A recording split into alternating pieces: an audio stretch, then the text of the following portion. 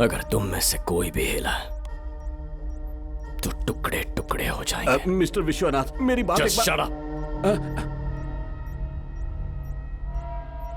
तुम्हारे मुंह से एक भी शब्द निकला तो इस गन में जितनी बुलेट्स हैं खाली कर दूंगा।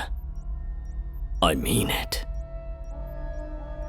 बचपन में सुना था कि रईस लोग बड़े आराम की और ठाट बाट की जिंदगी जीते हैं।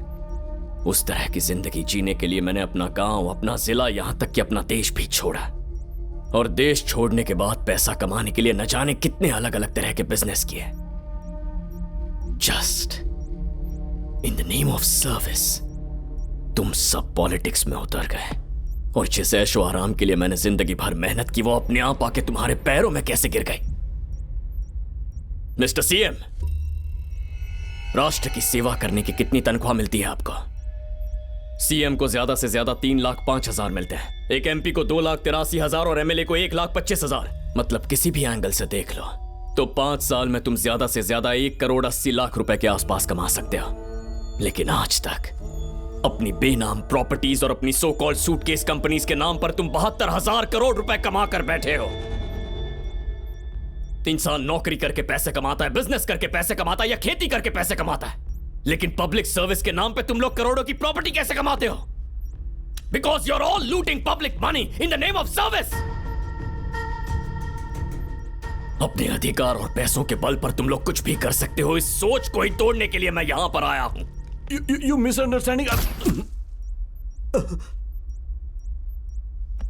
अपनी जुबान से मुकरने वाला कोई पॉलिटिशियन समझा क्या?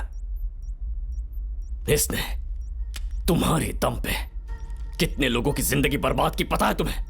कितनी सारी इंडस्ट्री सिर्फ अपने फायदे के लिए बंद करवा दी। मैंने क्या किया था?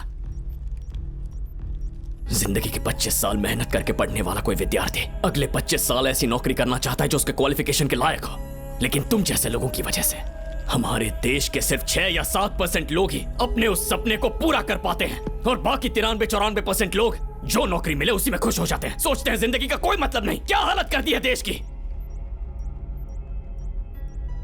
एक 3 लाख लोगों को जॉब देगा, दूसरा 5 लाख रोजगार पैदा करेगा, बस इलेक्शन में वोट कमाने के लिए जो मुंह में आए बक देते हो, और फिर जनता के दिए वोट और सरकार के पैसे से अपनी जेब भरते हो, और फिर उसी जनता को कीड़े मकोड़ों की तरह रौंद देते हो। मेरे जैसे बिजनेसमैन लोगों को नौकरी दिलवाने, हमारे देश की तरक्की करने के लिए, लोगों की सेवा करने के लिए आते हैं, और सेवा के नाम पे तुमने पॉलिटिक्स को बिजनेस बनाकर रख दिया है।